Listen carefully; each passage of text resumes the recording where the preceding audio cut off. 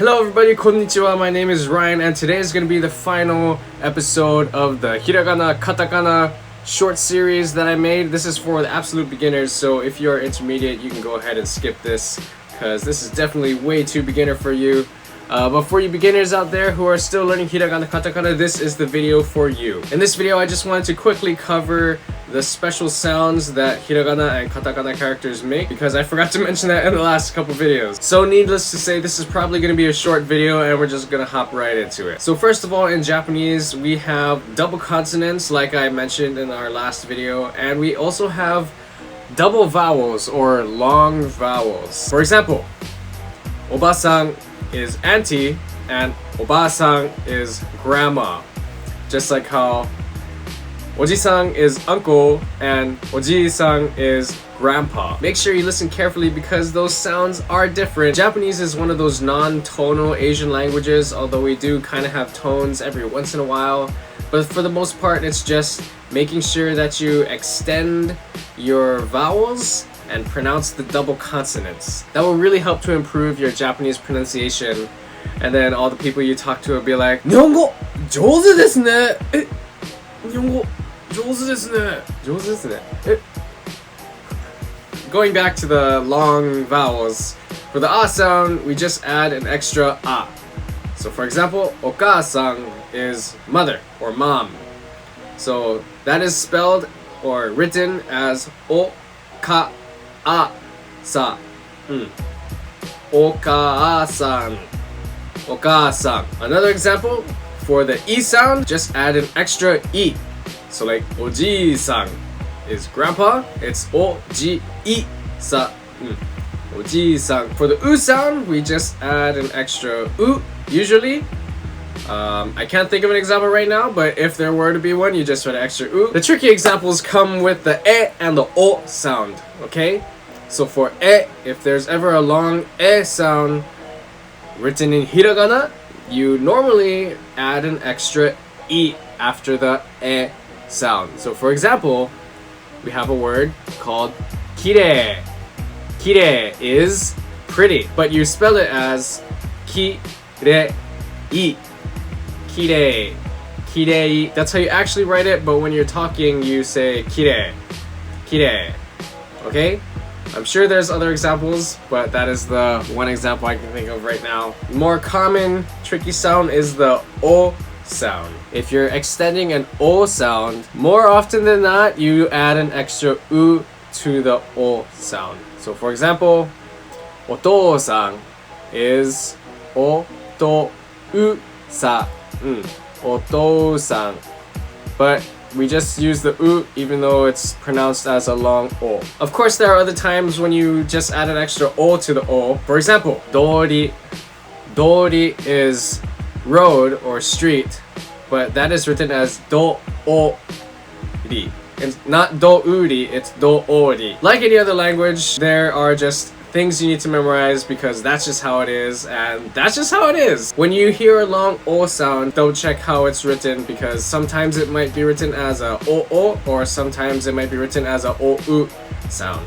So just be careful, but more often than not, it is o-u, okay? Now moving on to the extended sounds for katakana, and that is super extremely easy because all you do is write a line. That's right, we don't even have a name for it, and if we do, I don't know it, but pretty much when you have a character in katakana and you want to make the sound long, then you just add a sound extending line after that character. So for example, keiki means cake.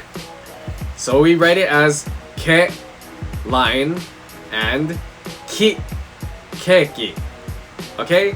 Pretty easy, and that's about it. Okay, bonus. I might as well add some more extra sounds just to make this video a little bit longer. We are going to continue our Japanese interpretation of foreign sounds, such as the V sound, which doesn't exist in Japanese, in which case we often use the B sound. So for example, vanilla is written as vanilla, or it's said as vanilla because we don't have the V sound. However, in recent years, Japanese people have been trying harder to pronounce words, and so we came up with our own interpretation of what the V sound would be written as.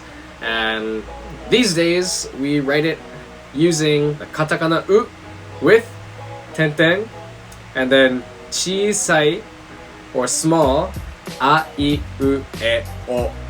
So any of the a, I, u, e, o, you write it as a small version right after the u sound and with the tenten. Even though sometimes we attempt to be more correct and write it that way, many times people still have trouble pronouncing the V sound because that just doesn't exist in Japan. Next special sound is the TH sound. However, if you notice, there are actually two TH sounds. There is the vocalized and unvocalized version.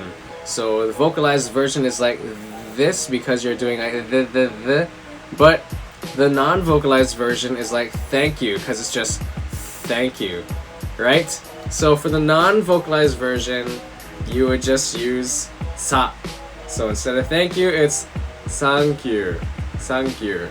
Okay, so the TH is often just used the S column or the Z column. So that is pronounced as zatto. That's our attempt to pronounce the English word that is zatto. Zatto is very good. That is very good. Good. We still haven't figured out how to pronounce the English R properly. We still roll our R's like rarirureiro. Like hurricane is hurricane. I'm having too much fun in this video. What other special sounds do we have? So the shi sound, we don't have a si sound. The si, we only have shi. We still haven't really figured out how to pronounce si.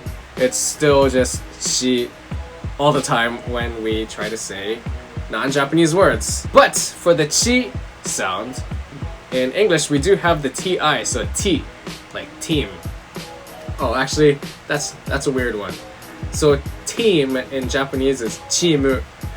We still use the chi sound. But if you really want to try hard and say words like party, you can say party, in which case you spell it as te with chisai I. So te plus I is T. Actually, I think most Japanese people can pronounce that sound fairly okay. Same thing for di. You just write te with tenten, so de, and chisai I, and that would be di. Like dinner. Dinner ikimasu ka?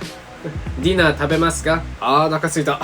For those of you who are French, unfortunately, we don't have a way to pronounce the zh sound. We can't. Also, for you Frenchies or for you Germans, we don't have the guttural R sound either. So I know your guys' R's are pronounced differently, like crêpe or grain.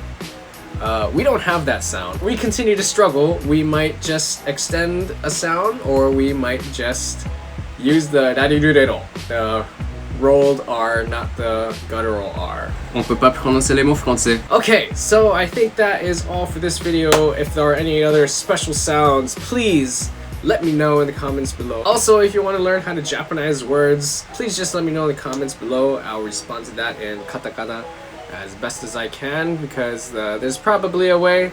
Maybe I'll make another video on that, how to Japanize words. Alright, that's enough fooling around for today. Thank you again for watching. If you are looking to take your Japanese to the next level, please feel free to give this video a like, subscribe, leave me any questions or comments down below, and I'll get back to them as soon as possible. Thank you again for watching. Arigatou gozaimasu, and I will see you in the next video. Ja, mata ne!